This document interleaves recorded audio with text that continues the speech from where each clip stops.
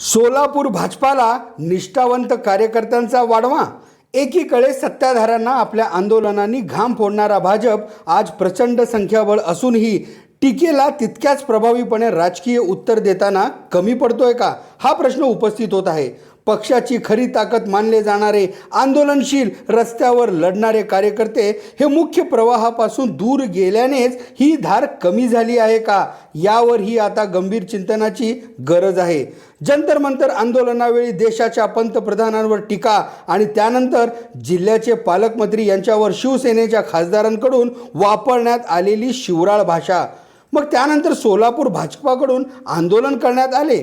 परंतु एकीकडे आज सोलापूर जिल्ह्यात स्थानिक स्वराज्य संस्थांपासून ते मंत्रालयापर्यंत भाजपाचेच बहुमत आहे, तर दुसरीकडे याच सोलापूर भाजपच्या कार्यालयासमोर एकनिष्ठ कार्यकर्त्यांचे आंदोलन आणि याच एकनिष्ठ कार्यकर्त्यांकडून देण्यात आलेल्या आत्मदहनाचा इशारा याचाही विचार करावा लागेल।